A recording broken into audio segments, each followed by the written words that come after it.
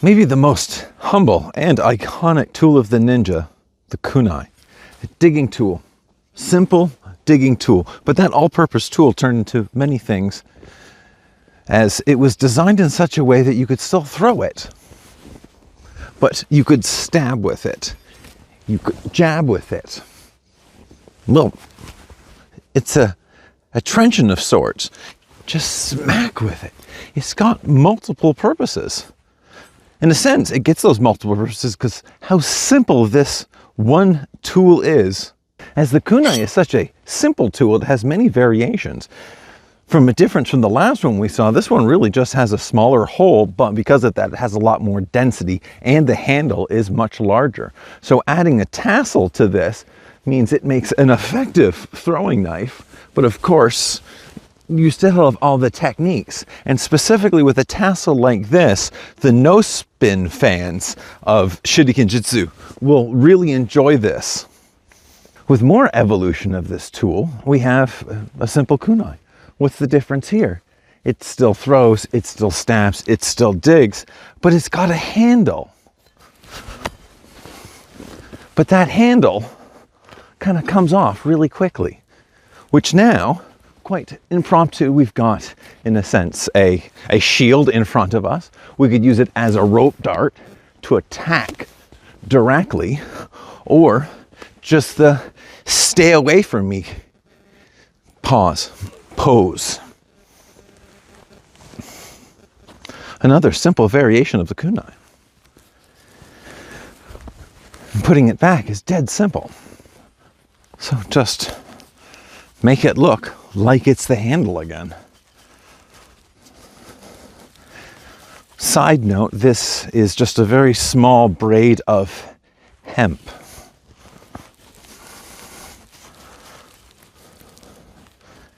Then at the very top, loop, pull, lock, done.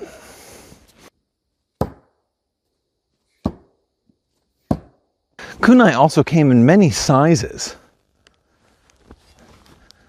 Some of them up to 45 centimeters.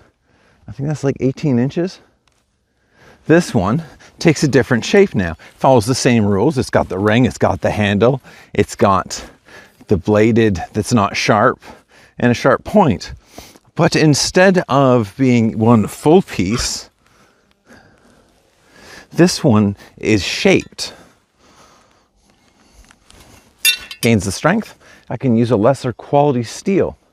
Still has all the benefits and still throws nicely. And then specifically, throwing kunai.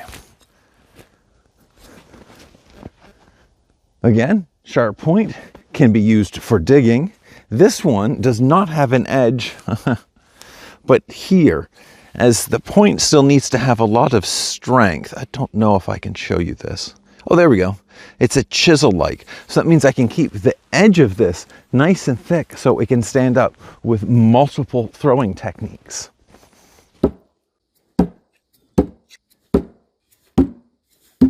Kunai can also aid in climbing, going over a stone wall. If you want everyone going over at the same spot and easily, you can wedge multiple kunai in between the stones and then climb up the stones.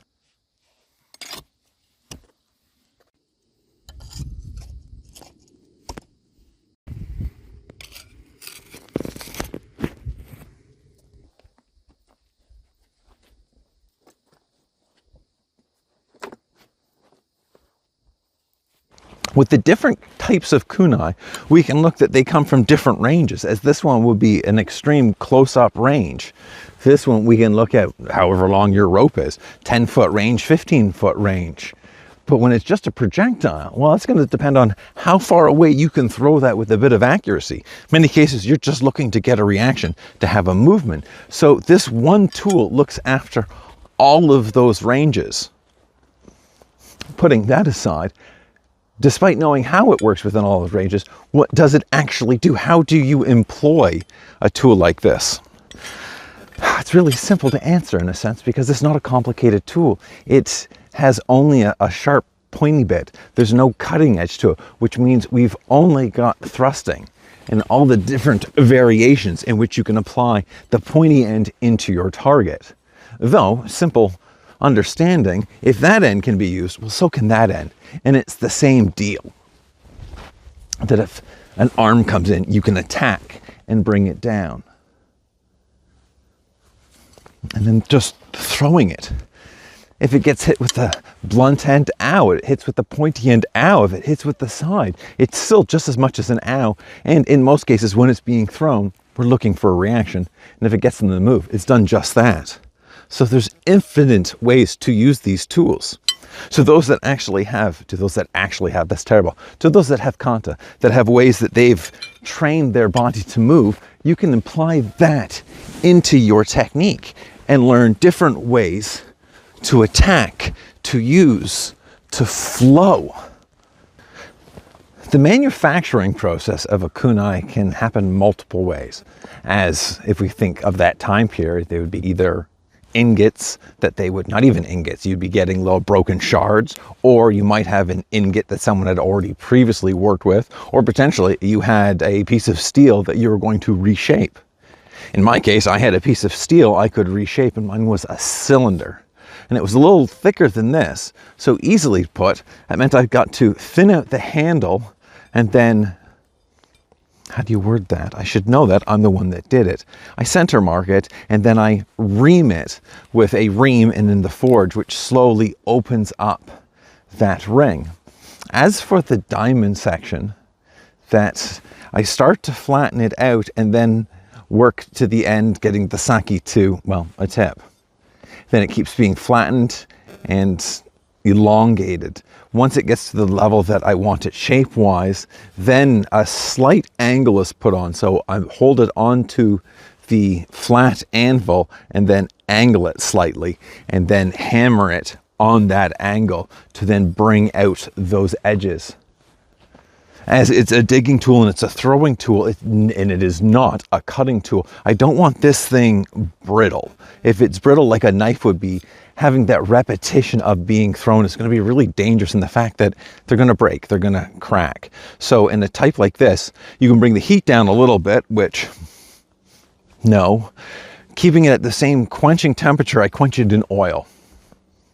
So that slows down that cooling process, leaving the steel to have that little bit more flexibility, and then it goes through the same tempering process as always.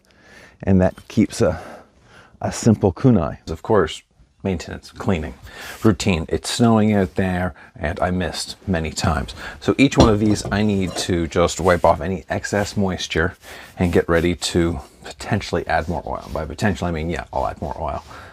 But first, I need to allow the strings to dry out.